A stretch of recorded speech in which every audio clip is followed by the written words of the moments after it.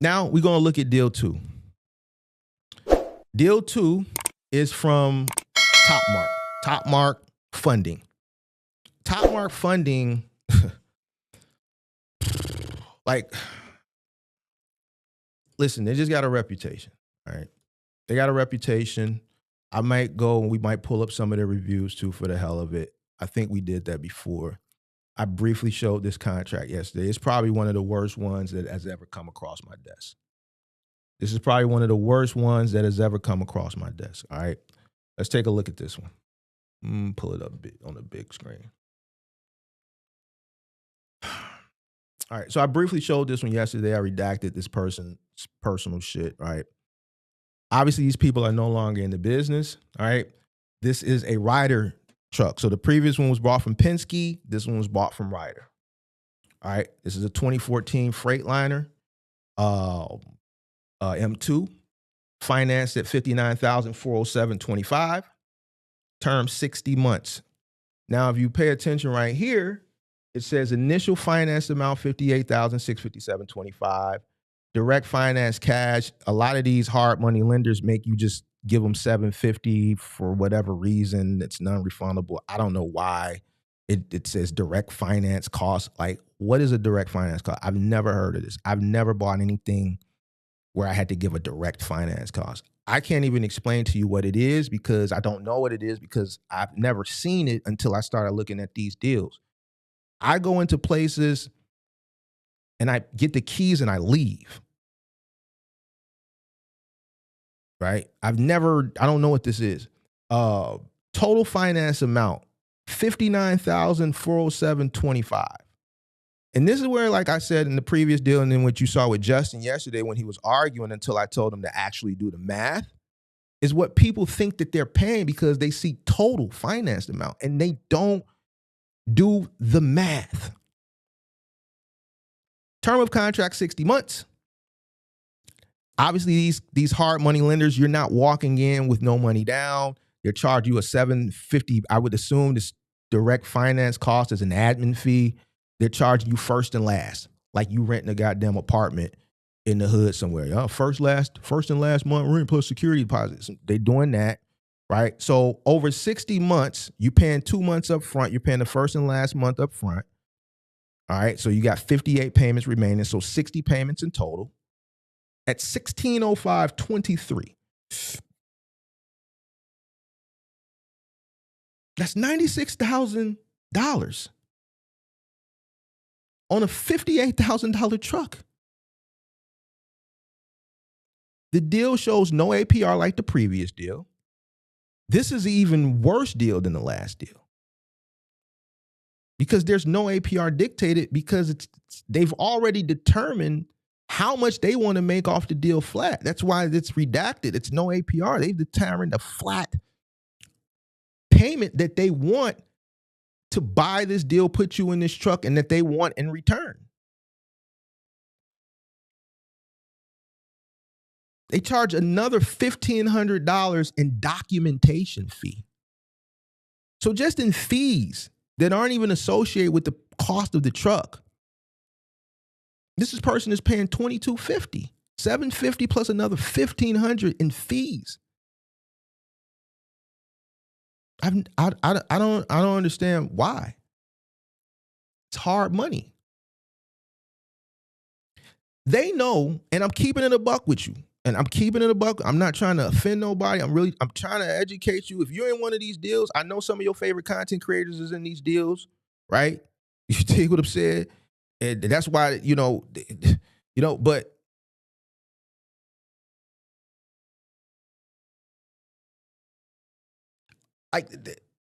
there's so many red flags.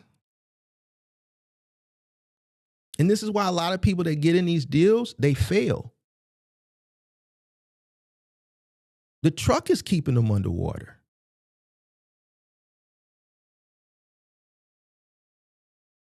$1,600 is $1,600. That's a lot of fucking money to be responsible for on a vehicle every month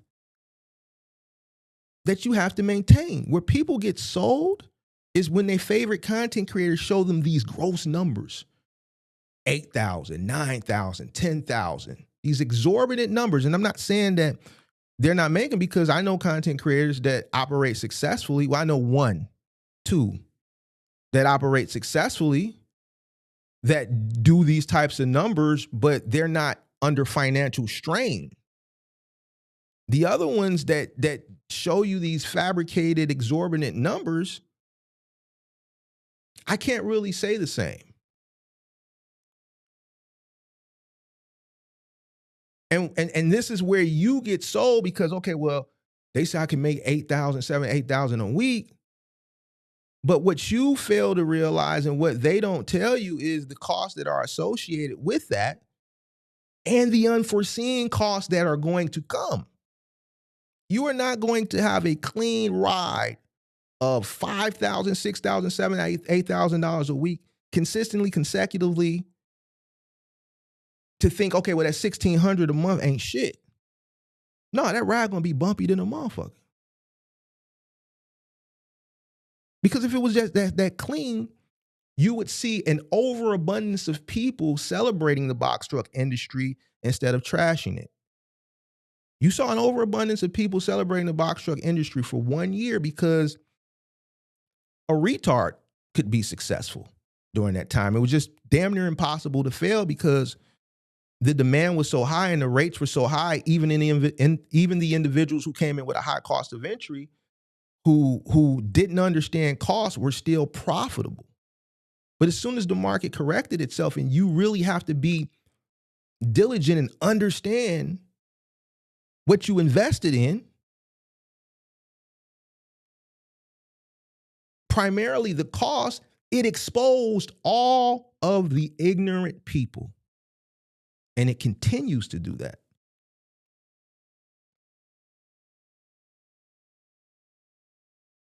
So this person is going to pay $96,000. Well, I'm sorry. They were going to pay $96,000. They were going to pay $96,000. This person voluntarily, after talking to me, and I broke this down to them because they didn't understand it. They were already underwater, on the brink of failure.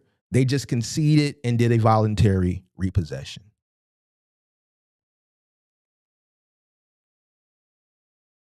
There's GPS tracking on this loan.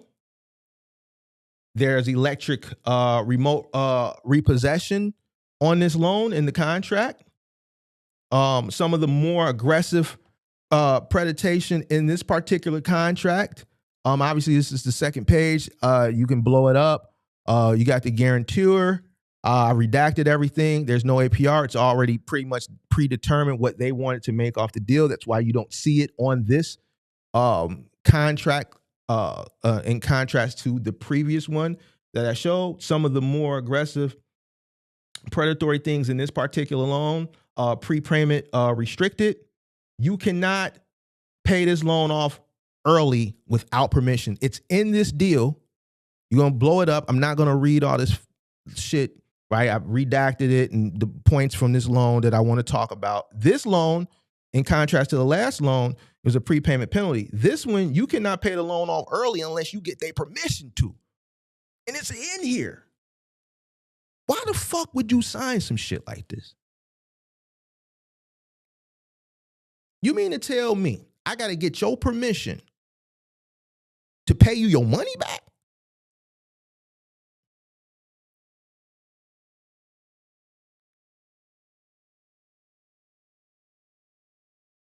I got to ask you permission to pay your money back early. It's just like the guy that we had, and I got his loan too. Who remembers the young kid that came up last year, the year before last, and I had to go through his deal? He came up 2 times. He didn't realize he signed a lease. He thought he was financing the truck. What he signed was a lease, and he had to turn the truck back in, and he didn't even know. Who remembers that? I read through his loan, and then when I read it to him, I broke it down to him. He had an aha moment. And then remember, he came back. I said, man, call them, and they going to explain. If you don't believe me, this is how it's reading. Go read them.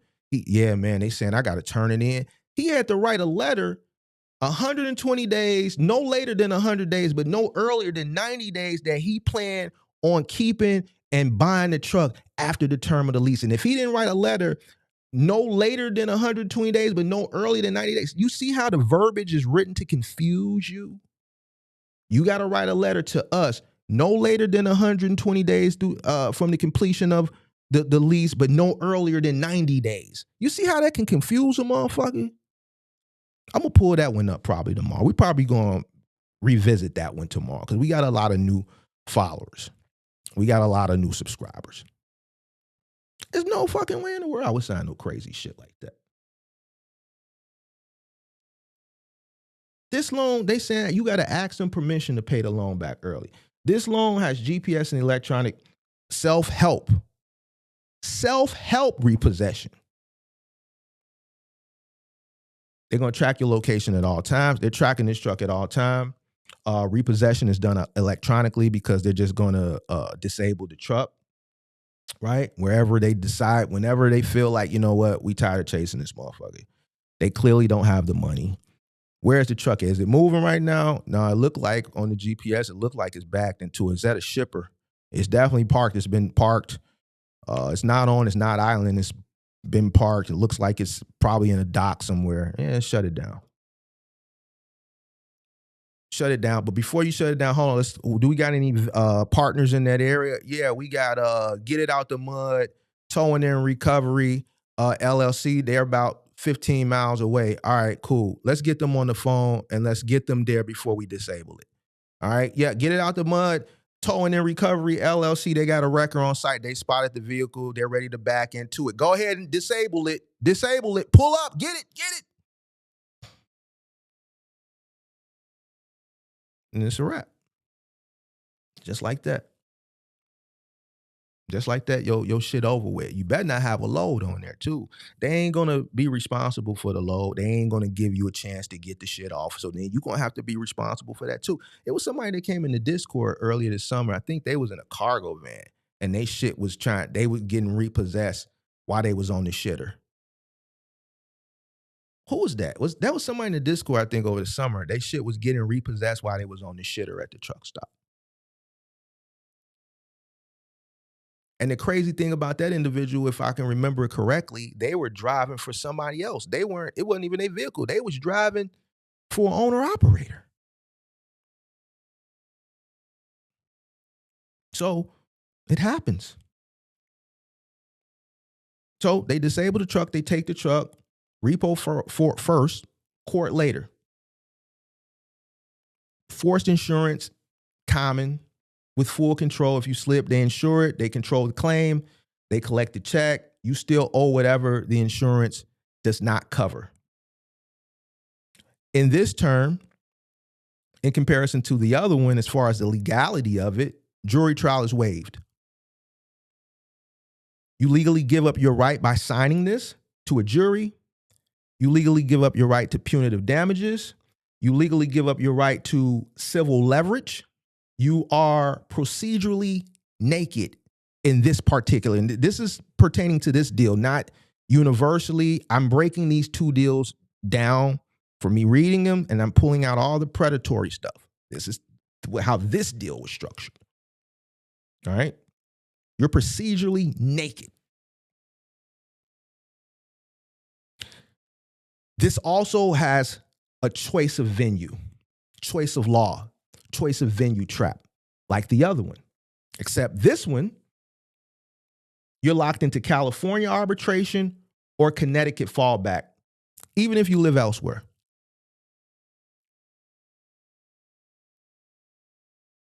That's going to kill you. Obviously, if you repo the truck, just the travel cost alone, you're not going to be able to afford.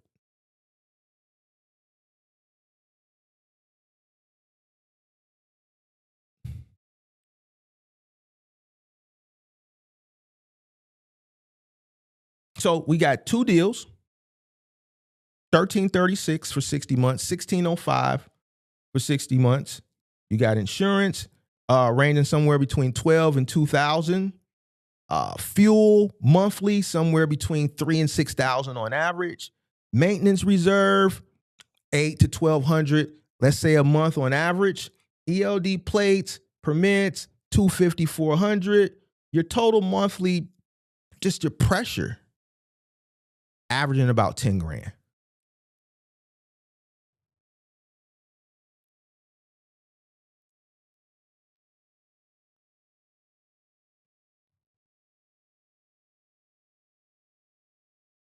This is why a lot of these guys are complaining and they can't keep any money outside of the fact that they're also robbing from the sustainability of the business. And then one major repair, which it's not a matter of if, it's when.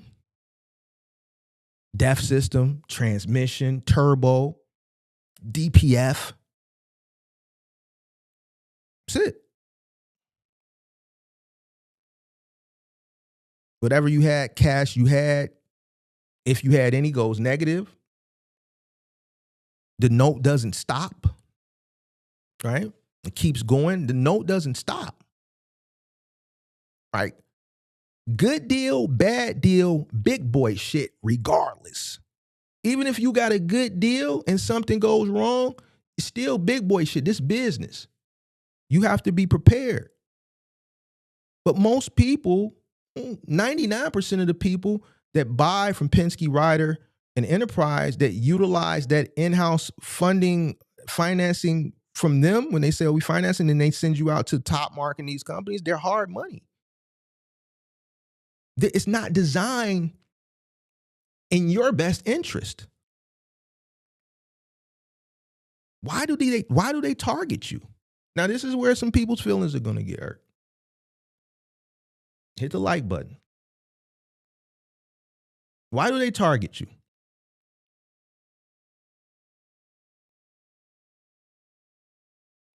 Why do these lenders target rental fleet buyers?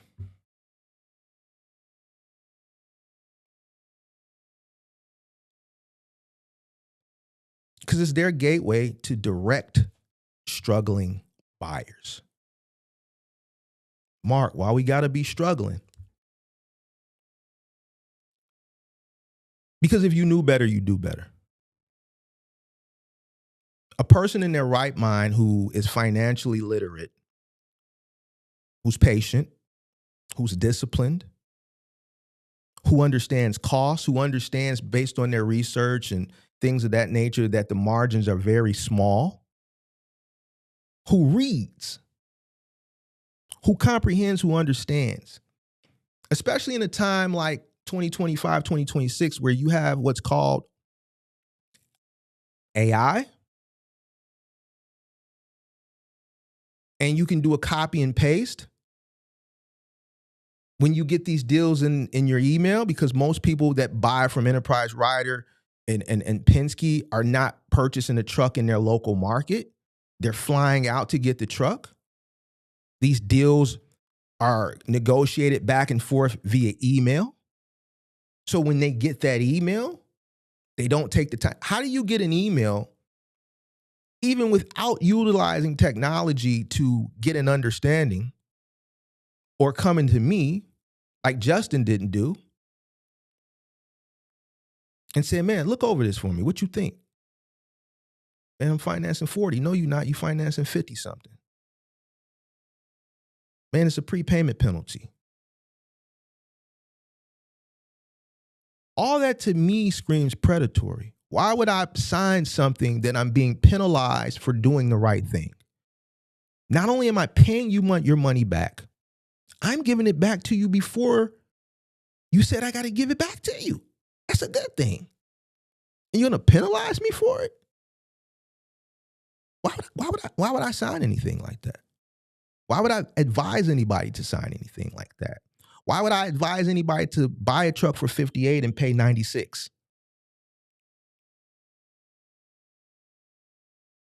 You know how many trucks I could buy for $96,000? Literally.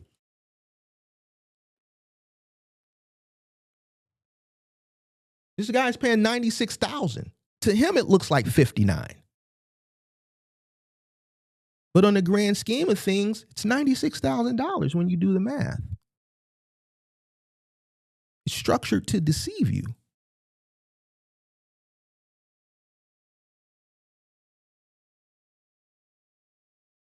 They like people that go to Penske, Enterprise, and Ryder because you're a direct struggling buyer. It's just like this, Log Rock. Why would Log Rock come to Mark and say, Mark, we want to sponsor you versus just putting billboards up everywhere? Because they know 99% of the people that are watching me, or let's say 98% of the people that are watching me, are either currently in or looking to get in. This is a direct consumer for what they sell. Why would we just waste money on billboards and a bunch of people driving past billboards who have no interest in getting into the box truck business? Yeah, there's going to be box trucks that drive by, but 98% of Mark's audience is a direct consumer. We're going direct to consumer. We're selling hard money. We're looking for desperate, financially illiterate, vulnerable people. Hit the like button.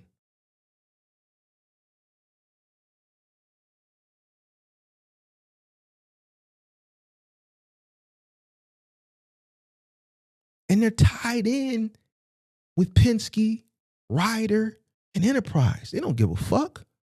They've already made their money tenfold. And then they're making money on the back end. They're selling you a $58,000 truck that they paid $65,000 for. They've been renting it for 6 years. They've made hundreds of thousands of dollars off it already. And then they damn near selling it to you for what they paid for, damn near. No, Mark. No, they ain't. Man, they had to pay $130 for that truck. You a goddamn lie. You would have paid $130 for it. You would have paid $100,000. They got thousands of trucks on order, straight from the manufacturer. Their deal is going to be way better than yours. Way better. Why? Because they're ordering thousands. They have trucks on order for the next 5, probably fucking 10 years. Every year, all these rental companies have new trucks. They're cycling out the old, cycling in the new. They have trucks on orders for years to come. Thousands of them, built to spec, down to the fucking color code. You think they get the white truck, a white truck Penske, and then they go paint it yellow? No.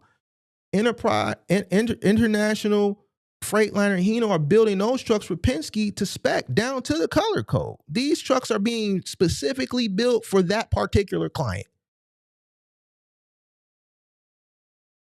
If I'm Penske, if I'm Roger Penske, and I say, yo, I need 5,000 internationals for 2027. We're ordering 5,000 internationals for 2027.